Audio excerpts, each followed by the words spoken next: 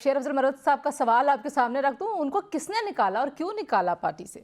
देखिए, पार्टी से निकालना जो है वो सिर्फ़ और सिर्फ़ फाउंडिंग चेयरमैन इमरान अहमद खान साहब का प्रेरोगेटिव है और उन्होंने अहकामात सादर किए हैं और उनको बहुत दफ़ा पहले भी उनको शो कॉज़ नोटिसेस हो चुके हुए थे और उनको वार्न किया गया था कि कुछ ऐसी चीज़ें हैं जो कि पॉलिटिकल पार्टी में रह के इंसान नहीं कर सकता। किसी भी पार्टी में एक तंज़ीम होती है, एक नज़म होता है। हम्म। आप पार्टी के अंदरूनी मामलात हैं, उनके बारे में आप पब्लिक फ़ोरम को इस्तेमाल करते हैं। इसमें पार्टी डैमेज होती है।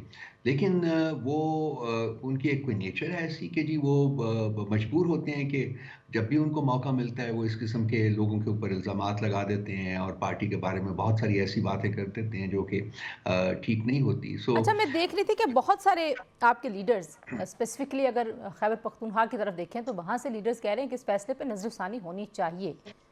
तो आप लोग जो हैं, आप देखिए, समझते हैं कि ये दरख्वास्त भी खान साहब तक मिनवन पहुँचनी चाहिए कि कौन कौन कहता है कि इस पे नज़रसानी होनी चाहिए? देखिए, खान साहब तक हर चीज़ पहुँचती है जी। ये एक बेसिक कल्चर है पार्टी का, उन तक हर चीज़ पहुँचती है। कोशिश पूरी की जाती है कि कोई चीज़ मिस ना हो। लेकिन जो हमारे उनके साथ जो रिस्ट्रिक्शंस हैं उनको मिलने पे ऊपर वो इंतहाई फ्रस्ट्रेटिंग होती हैं और आपको पता है कि अब जो पॉलिटिकल लीडरशिप की बात मुलाकात ही नहीं करवाई जा रही उनसे। हम्म। लेकिन ये अगर कोई डिमांड आई है तो वो पार्टी फोरम के ऊपर आनी चाहिए और पार्टी फोरम में जो लोग हैं जो वो डेफिनेटली खान तक ये बात पहुंचाएंगे। लेकिन मैं ये बात पर बावर करवाना चाहता हूं कि ये पहला मौका नहीं था। जैसे कि मैंने आपके पहले सवाल के जवाब में भी उसका उसका एक रेफरेंस दिया है कि बहुत दफ़ा है ये हो चुका हुआ है।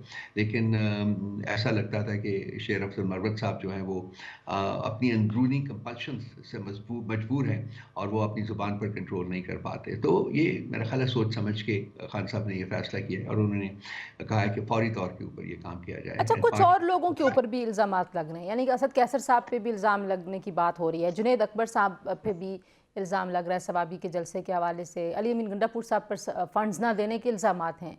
तो अब जो आपकी पार्टी के अंदर आपको पता है ज़राए हैं बहुत सारे, आप तो हमें सिर्फ ऑन रिकॉर्ड आके खबरें को दे देते हैं, लेकिन जो ऑफ द रिकॉर्ड खबरें देने वाले वो कहते हैं जी कि एक सियासी गिरोह है, एक वकला का गिरोह है। तो पहले तो ये बताइए कि वाकई कोई ऐसी कोई गिरोहबंदी आपको नज़र आती है पार्टी के अंदर, और फिर ये भी कि वकला जो हैं वो इमरान खान साहब को बिल्कुल उन्होंने यरगुमाल बनाया और उनके कान भरते हैं। देखिए तंजीला, जो हकीकत इस वक्त ये है कि जो मैंने कहा था कि 3 दिनों में मुलाकातें हुआ करती थी खान साहब से शुरू में जी। जी। एक दिन मंडे को मेरा ख्याल है कि वो उनकी जो फैमिली उनसे मुलाकात हुआ करती थी। ट्यूसडे को वो वकला से मुलाकात हुआ करती थी और थर्सडे को पॉलिटिकल लीडरशिप से मुलाकात हुआ करती थी। मैं उन लोगों में से था जो कि हर थर्सडे को जाया करते थे खान साहब के अहकामात के मुताबिक। तो अब ये है कि फैमिली के साथ भी मुलाकातें जो है वो ज़्यादातर जब कोर्ट प्रोसीडिंग्स हो रही होती हैं तो उस वक़्त होती हैं। जी। और जो जो सियासी कायदीन हैं उनके साथ मुलाकात वर्चुअली कोर्ट ऑर्डर्स के बावजूद ख़त्म कर दी गई है। मैं अब मेरा 25वां हफ़्ता है तंज़ीला कि मैं खान साहब से मुलाकात नहीं कर सका अच्छा। और बाकी भी जितनी लीडरशिप है उनके साथ भी तकरीबन यही हाल होया हुआ है।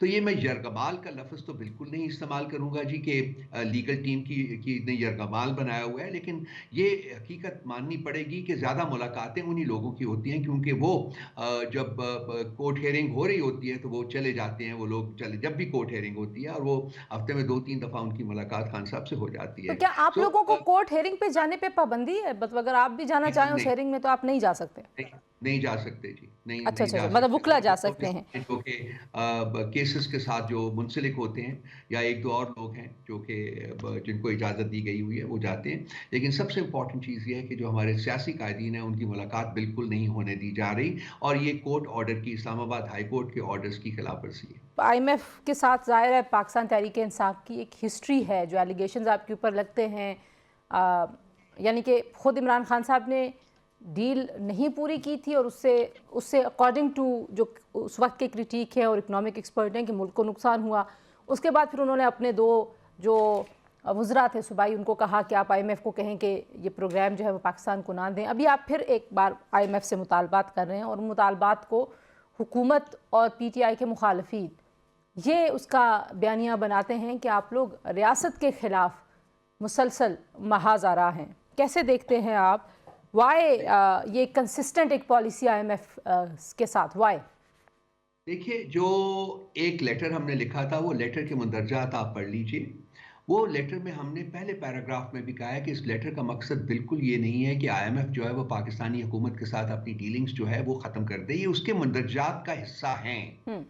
आपको याद होगा कि जब आईएमएफ का वफ्द जो था वो खान साहब को मिलने जमान पार्क गया था जी जी। और वो अप्रूवल चाहते थे, जो ये उस वक्त कुछ पीडीएम की। फाइनेंशियल सपोर्ट करना चाह रहे थे आईएमएफ पाकिस्तान को, तो उस सिलसिले में वो खान साहब के साथ उनकी अप्रूवल चाहते थे।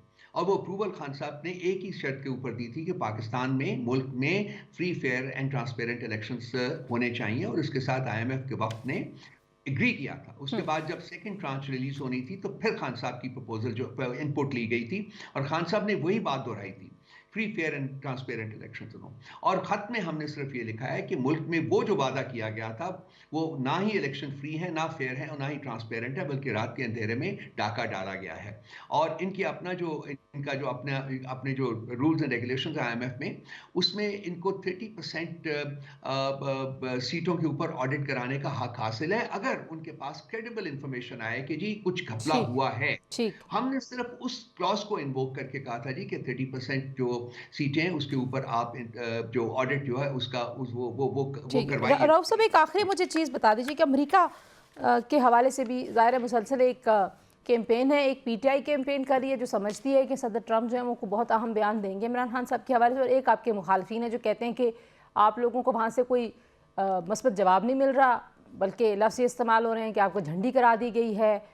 तो क्या व्हाट इज़ द स्टेटस जो पार्टी इस सारे प्रोसेस को देख रही है? मैं ये नहीं कहती कि पार्टी ने कोई पॉलिसी अनाउंस की होगी, लेकिन आप इस सारी चीज़ को देख रहे हैं जब से सदर ट्रंप इलेक्ट हुए हैं। How do you look at it? दो चीजें जी, एक तो पार्टी होने के नाते हमने किसी मुल्क से, इंक्लूडिंग यूएस से, कोई किसी किस्म की कोई मदद जो है उसकी दरख्वास्त नहीं की हुई, और ओके। ना ही हम देख रहे हैं कि जी कोई इस किस्म की मदद होनी चाहिए। जो हमारा डायस्पोरा है वो they are very concerned about the state of Pakistan. उन्होंने अपने तय वहाँ कोशिश वगैरह की है और उनके मुताबिक कुछ ना कुछ होगा, लेकिन हम लोग उसकी तरफ आंखें लगा के नहीं बैठे हुए, हम इंतजार में नहीं है जी कि कुछ हो वहां से, बिकॉज हम चाहते हैं और हम जानते हैं कि हमने अपने मसाइल जो है वो मुल्क के अंदर ही हल करने हैं, अपने तय हल करने हैं, बगैर किसी फॉरेन सपोर्ट या ठीक। इंटरफेरेंस के, जैसा भी आप उसको समझते हैं। तो ये हमारी स्टेटेड पोजीशन है। पार्टी ने कभी कभी कभी भी किसी मुल्क से पाकिस्तान के मामलात में एक सपोर्टिव रोल प्ले करने के लिए कोई बात नहीं की, ना करेगी हम।